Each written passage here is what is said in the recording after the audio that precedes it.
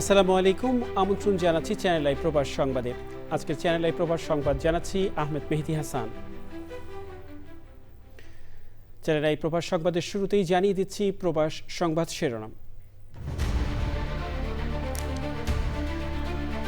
ভেনেজুয়েলায় হামলা চালিয়ে president Maduro ও তার স্ত্রীকে উঠিয়ে নিয়ে গেছে যুক্তরাষ্ট্র, আর আক্রমণ চলবে না বলে মার্কিন পররাষ্ট্রমন্ত্রীর ঘোষণা।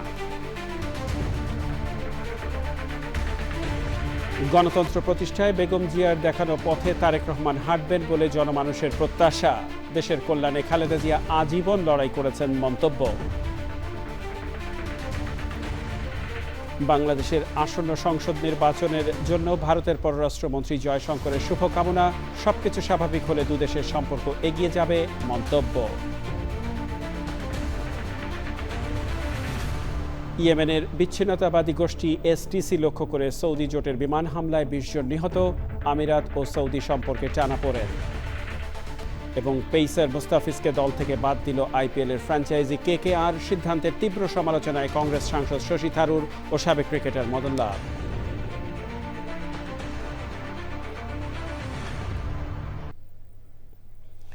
সংবাদ শিরোনামগুলো জানাচ্ছিলাম। প্রিয় দর্শক, এখনকার সংবাদ আয়োজনে একই সঙ্গে চ্যানেলের ইউটিউব চ্যানেলে এবং চ্যানেলের ওটিটি প্ল্যাটফর্ম আই স্ক্রিনে লাইভ স্ট্রিমিং হচ্ছে।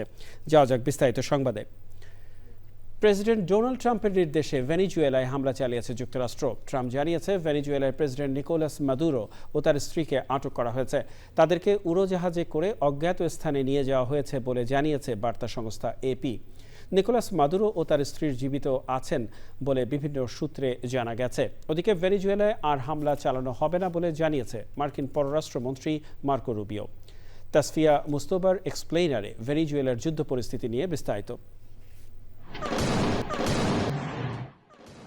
ভোর রাত হঠাৎ বিকট বিস্ফোরণ, যুদ্ধ বিমানের শব্দ, বিদ্যুৎহীন হয়ে পড়ে রাজধানীর বড় অংশ।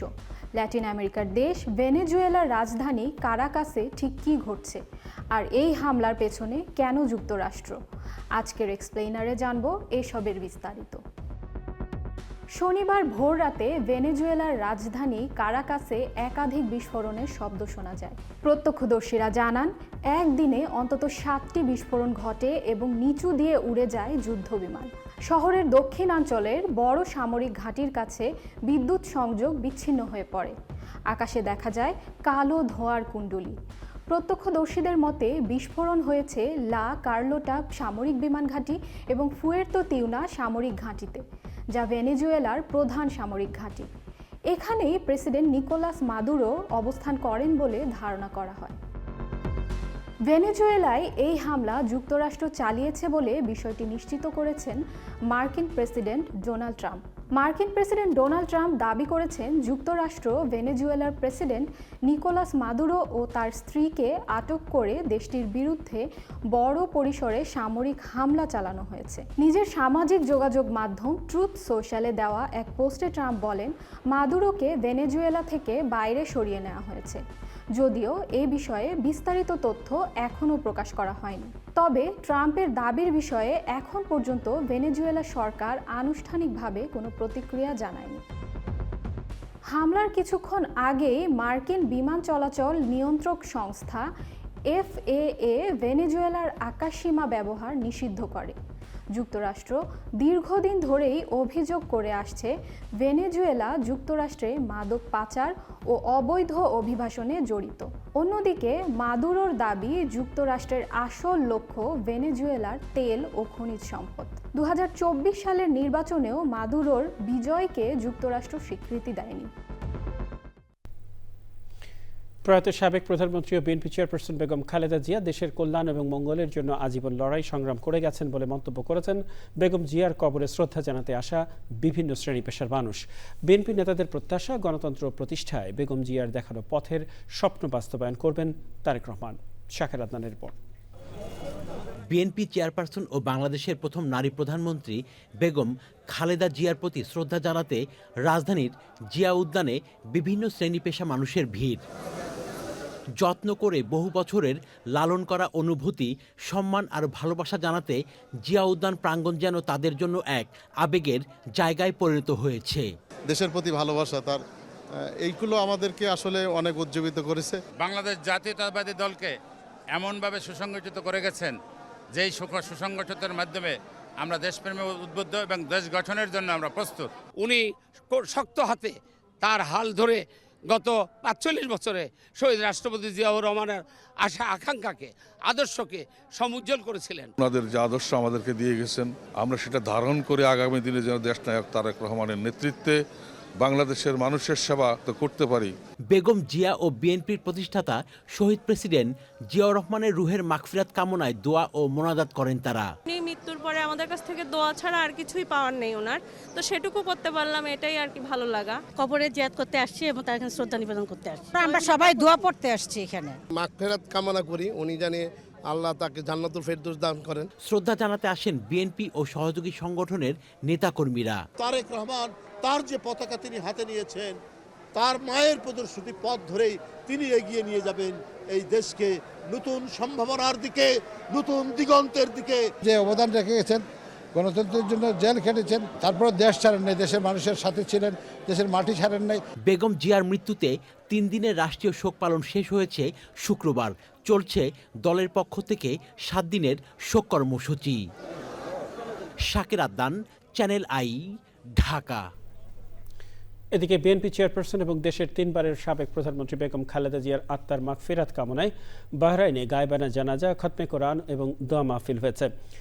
হামদাদ টাউনের আয়েশা মসজিদের হলরুমে বিএনপির বাহরাইন আহ্বায়ক কমিটি ও জাতীয়তাবাদী পরিবারের আয়োজনে এ অনুষ্ঠানে উপস্থিত ছিলেন মোহাম্মদ রুহুল আমিন, মোহাম্মদ মহিউদ্দিন, আবুল বাশার, মোহাম্মদ মানিক মিয়া মনির সহ বিএনপির স্থানীয় নেতা ও বিভিন্ন পর্যায়ের প্রবাসী নেতাকর্মীরা।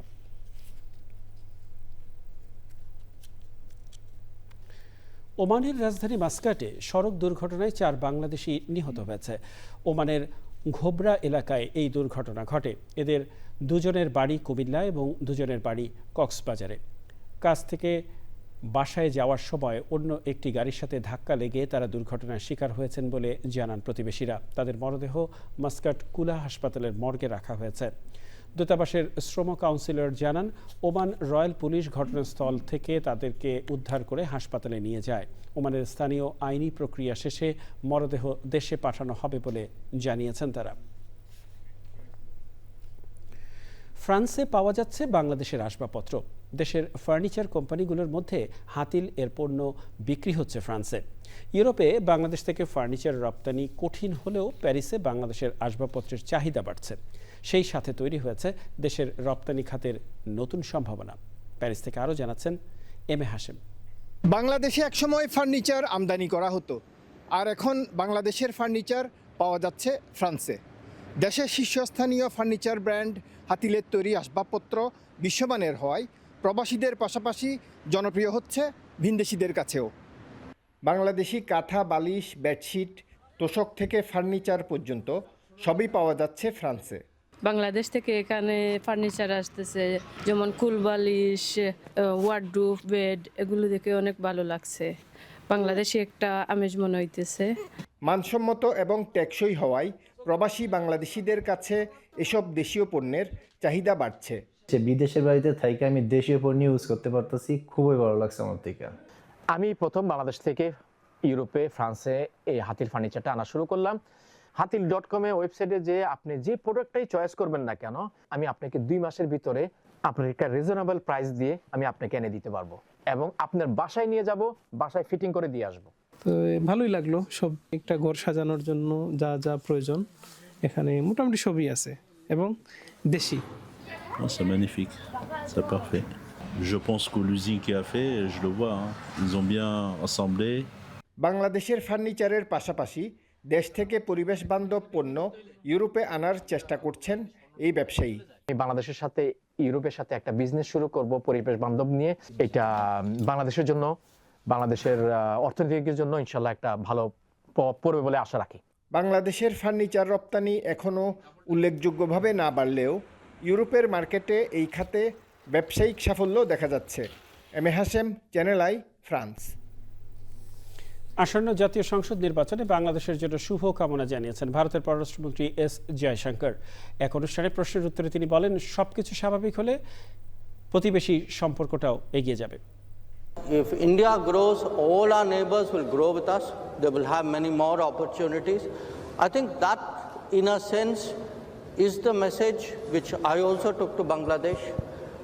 And yes, I mean, they are right now heading for their elections. We wish them well in that election. We hope that once things settle down, as I said, the sense of neighborliness in this region will grow. পাকিস্তানের রাজধানী ইসলামাবাদের একটি আদালত সহিংসতা উস্কে দেওয়া এবং রাষ্ট্রীয় প্রতিষ্ঠানের বিরুদ্ধে ঘৃণা ছড়ানোর অভিযোগে 7 জনকে যাবজ্জীবন কারাদণ্ড দিয়েছে। দণ্ডপ্রাপ্তদের মধ্যে রয়েছেন 3 জন সাংবাদিক, 2 জন ইউটিউবার এবং অবসরপ্রাপ্ত 2 জন সেনা কর্মকর্তা। শুক্রবার সন্ত্রাস বিরোধী আদালতের বিচারক তাহির আব্বাস শিপ্রা এই রায় ঘোষণা করেন। অভিযুক্ত কেউই আদালতে উপস্থিত ছিলেন না। গ্রেফতার এড়াতে তারা দীর্ঘদিন ধরেই বিদেশে অবস্থান করছেন। আদালতের নথি অনুযায়ী 2023 সালের মে মাসে সাবেক প্রধানমন্ত্রী ইমরান খানের গ্রেফতারের পর সহিংস দাঙ্গা ছড়িয়ে পড়ে। প্রসিকিউশনের অভিযোগ, ইমরান খানের ঘনিষ্ঠ সমর্থক হিসেবে পরিচিত এই 7 জন ওই সহিংসতা উস্কে দিতে ভূমিকা রাখেন, যদিও ইমরান খান এসব অভিযোগ অস্বীকার করেছেন। দণ্ডপ্রাপ্ত এক সাংবাদিক গণমাধ্যমে জানান, এই রায় রাজনৈতিক প্রতিহিংসার ফল। দাঙ্গার সময় তিনি পাকিস্তানে ছিলেন না। ইরানে শান্তিপূর্ণ বিক্ষোভকারীদের হত্যা করলে যুক্তরাষ্ট্র কঠোর পদক্ষেপ নেবে বলে কড়া হুঁশিয়ারি দিয়েছেন যুক্তরাষ্ট্রের প্রেসিডেন্ট ডোনাল্ড ট্রাম্প। সামাজিক যোগাযোগ মাধ্যমে দেয়া এক পোস্টে ট্রাম্প বলেন, ইরানে বিক্ষোভকারীদের উপর সহিংস দমনপীড়ন চালানো হলে যুক্তরাষ্ট্র তাদের রক্ষা করতে সম্পূর্ণ প্রস্তুত। প্রয়োজন হলে ব্যবস্থা নিতে দ্বিধা করবে না। তবে কী ধরনের পদক্ষেপ নেবেন সে বিষয়ে স্পষ্ট করেননি মার্কিন প্রেসিডেন্ট। ট্রাম্পের এমন বক্তব্যের জবাবে ইরানের সর্বোচ্চ নেতা আয়াতুল্লাহ আলী খামেনি উপদেষ্টা আলী লারিজানি বলেছেন, যুক্তরাষ্ট্র যদি ইরানের অভ্যন্তরীণ বিষয়ে হস্তক্ষেপ করে তাহলে গোটা মধ্যপ্রাচ্য অস্থিতিশীল হয়ে উঠবে এবং এতে যুক্তরাষ্ট্রের স্বার্থই ক্ষতিগ্রস্ত হবে। ইয়েমেনের হাদ্রামাউত প্রদেশে সংযুক্ত আরব আমিরাত সমর্থিত বিচ্ছিন্নতাবাদী গোষ্ঠী দক্ষিণ ট্রানজিশনাল কাউন্সিল STC বাহিনীর সদস্যদের লক্ষ্য করে বিমান হামলা চালিয়েছে সৌদি আরব নেতৃত্বাধীন জোট। আল জাজিরা জানিয়েছে, হামলায় অন্তত 20 জন বেসামরিক নাগরিক নিহত হয়েছে। ইয়েমেনের হামলার জেরে সংযুক্ত আরব আমিরাত এবং সৌদি আরবের সম্পর্কে টানাপোড়েন তৈরি হয়েছে। সুদীপ্তা মাহমুদ জানাচ্ছেন বিস্তারিত। এবার ভিন্ন ইস্যুতে উত্তপ্ত হয়ে উঠেছে মধ্যপ্রাচ্য। শুক্রবার ইয়েমেনে সংযুক্ত আরব আমিরাত সমর্থিত বিচ্ছিন্নতাবাদী গোষ্ঠী সাউদার্ন ট্রানজিশনাল কাউন্সিল নিয়ন্ত্রিত অঞ্চলে বিমান হামলা চালিয়েছে সৌদি নেতৃত্বাধীন জোট। ইয়েমেনের তথ্য মন্ত্রণালয়ের আন্ডার সেক্রেটারি মোহাম্মদ কিজান জানিয়েছেন, হাদ্রামাউদের আল খাসা এলাকার একটি শিবিরে বিমান হামলা চালানো হয়। STC প্রধান আইদারুস আল জুবাইদির নির্দেশে দক্ষিণাঞ্চলীয় বন্দরনগরী এডেনে একটি সরকারি প্রতিনিধি দল বহনকারী সৌদি বিমান অবতরণে বাধা দিলে উত্তেজনা শুরু হয়। এর কয়েক ঘন্টা পরই বিমান হামলা চালায় সৌদি নেতৃত্বাধীন জোট। ইয়েমেনে নিযুক্ত সৌদি রাষ্ট্রদূত মোহাম্মদ আল জাবের এক্স পোস্টে লেখেন, STCর নির্দেশে বুধবার বিমানবন্দরটি বন্ধ করে দেওয়া হয়েছিল। এ কারণে বেসামরিক বিমান চলাচল স্থগিত করা হয় এবং সৌদি প্রতিনিধি দলকে অবতরণ করতে বাধা দেওয়া হয়। চলতি মাসের শুরুতে ইয়েমেনের সবচেয়ে বড় প্রদেশ হাদ্রামাউত দখল করে বিচ্ছিন্নতাবাদী গোষ্ঠী সাউদার্ন ট্রানজিশনাল কাউন্সিল STC। এরপর থেকেই সৌদি জোট STCকে বন্দর থেকে সরে যাওয়ার আহ্বান জানাচ্ছিল, তবে তারা না সরায় মুকাল্লা বন্দরে সে সময় সীমিত বিমান হামলা চালানো হয়। ইয়েমেন সরকার ও সৌদি আরব জানায়, হামলার লক্ষ্য ছিল STCর জন্য বন্দরে আনা অস্ত্র। তাদের দাবি, সংযুক্ত আরব আমিরাত এই অস্ত্র সরবরাহ করেছে, তবে আমিরাত কর্তৃপক্ষ অভিযোগ নাকচ করেছে। Sudipta Mahmud, channel I. ভারতীয় ক্রিকেট বোর্ড BCCI এর নির্দেশনার পর বাংলাদেশি পেসার মুস্তাফিজুর রহমানকে স্কোয়াডে না রাখার ঘোষণা দিয়েছে IPL franchise Kolkata night Riders KKR। এর আগে কাটার মাস্টারকে স্কোয়াড থেকে বাদ দিতে কলকাতাকে নির্দেশ দেয় BCCI। ভারতীয় ক্রিকেট বোর্ডের এমন সিদ্ধান্তে ক্ষুব্ধ ক্রিকেট ভক্তরা। বিস্তারিত সানিয়া তন্ময়ের রিপোর্টে। IPL এর এবারের আসরে মোস্তাফিজুর রহমান দল পেয়েছিলেন বাংলাদেশিদের মধ্যে রেকর্ড দামে। কলকাতা নাইট রাইডার্স তাকে দলে ভিড়িয়েছিল 9 কোটি 20 লাখ রুপিতে। এত দাম কোনো বাংলাদেশি ক্রিকেটার কখনোই পাননি। তবে নিলামের পর থেকেই বিষয়টি ঘিরে ভারতে শুরু হয় রাজনৈতিক বিতর্ক। কলকাতার সিদ্ধান্তের বিরুদ্ধে সোচ্চার হন বিভিন্ন রাজনৈতিক ও ধর্মীয় ব্যক্তিত্ব। আসে হত্যার হুমকিও। ফলে চাপের মুখে পড়ে board of control for cricket India BCCI। পরিস্থিতি বিবেচনায় মোস্তাফিজকে দলে না রাখার নির্দেশনা আসে BCCI এর তরফ থেকে। তাতে সাড়া দেয় কলকাতাও। তবে এ বিষয়ে আনুষ্ঠানিকভাবে কিছু না জানার কথা জানিয়েছেন বাংলাদেশ ক্রিকেট বোর্ড BCB।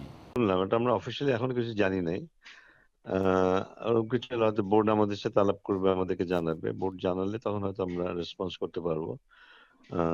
যেহেতু অফিসিয়ালি এখনো জানি নাই, এটা রেসপন্স করাটা এখন রেসপন্স দেওয়াটা ঠিক হবে না এখন। বিষয়টি নিয়ে মোস্তাফিজের সাথে যোগাযোগের চেষ্টা করলেও সাড়া মেলেনি। Sania Tonmoy, sports desk, Channel I. প্রিয় দর্শক, চ্যানেল আই প্রবাস সংবাদের শেষ পর্যায়ে আমরা চলুন আরও একবার জেনে নেওয়া যাক যা ছিল এখনকার চ্যানেল আই প্রবাস সংবাদ শিরোনামে। ভেনিজুয়েলায় হামলা চালিয়ে প্রেসিডেন্ট মাদুরো ও তার স্ত্রীকে উঠিয়ে নিয়ে গেছে যুক্তরাষ্ট্র, আর আক্রমণ চলবে না বলে মার্কিন পররাষ্ট্রমন্ত্রীর ঘোষণা। গণতন্ত্র প্রতিষ্ঠায় বেগম জিয়ার দেখানো পথে তারেক রহমান হাঁটবেন বলে জনমানুষের প্রত্যাশা। দেশের কল্যাণে খালেদা জিয়া আজীবন লড়াই করেছেন মন্তব্য।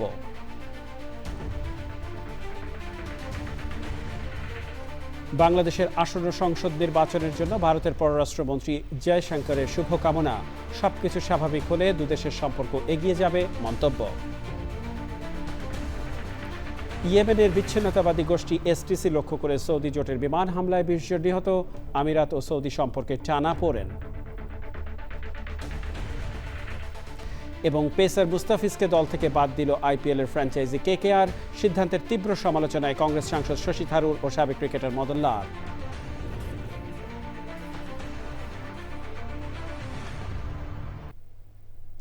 প্রিয় দর্শক, চ্যানেলের সর্বশেষ সংবাদ জানতে ভিজিট করুন channelionline.com এ যুক্ত থাকুন আমাদের সোশ্যাল মিডিয়া প্ল্যাটফর্মগুলোর সাথে। এরই সাথে শেষ করছি আজকে চ্যানেলে প্রবাস সংবাদ। ধন্যবাদ সবাইকে এতক্ষণ আমাদের সাথে থাকার জন্য।